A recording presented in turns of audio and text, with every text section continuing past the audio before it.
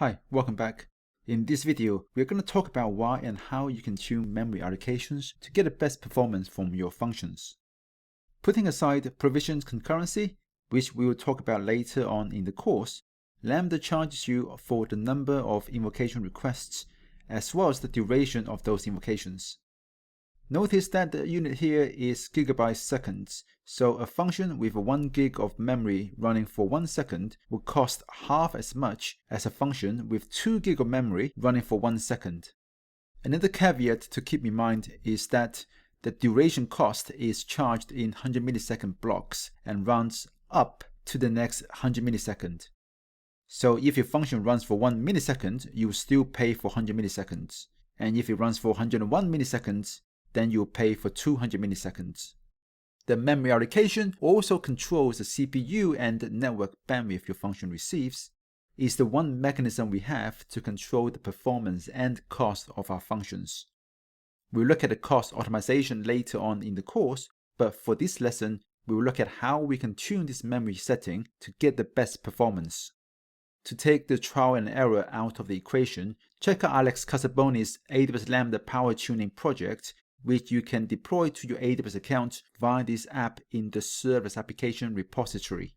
Or to make it even easier for you and take away the need for you to manage and update the app whenever Alex publishes a new version, check out the Lumigo CLI, which you can install via npm and contains more than a dozen of helper commands for working with AWS.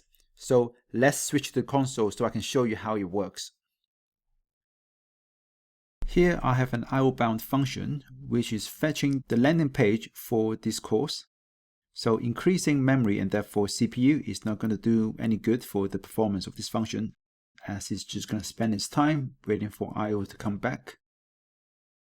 On the other hand, I have another CPU-bound example which is looking for the nth number in the Fibonacci sequence. So increasing memory and therefore CPU should improve performance linearly. Once you have installed the Lumigo CLI, you can run this command, Lumigo CLI PowerTune Lambda, and provide the name of the function you want to hit and the region where the function resides. And when we run this, it tells us that we need to specify a strategy, either speed, cost, or a balanced profile. So let's say we want to tune for maximum speed. So behind the scenes, the command is going to check whether the AWS Lambda power tuning SAR application has been deployed and up to date, and then it's going to start an execution. So if we go into the step functions console, we can see that there's a new running execution of the step function to tune our function. And if we step into that, we can see that it's currently in the stage of executing our function using all these different memory settings and invoking each setting 100 times. Let's go back and wait for it to finish. Okay, and now it has finished and it's told us that the best memory setting we should use for speed is 512 meg. And if we say yes to this prompt, and we get this graph of execution time and cost against the memory setting.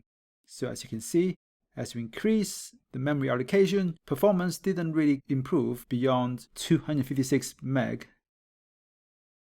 But our costs continue to grow, hence why the recommendation here is that once we hit 512, that is as good as we're going to get on speed. Now let's try and tune our CPU-bound function as well. But in this case, we have to pass in a custom payload that asks for the 10 millionth number in the Fibonacci sequence, so it's plenty of work for the function to do. As before, it's going to kick off a whole bunch of different things in the background, so I'm going to fast forward and let the command finish.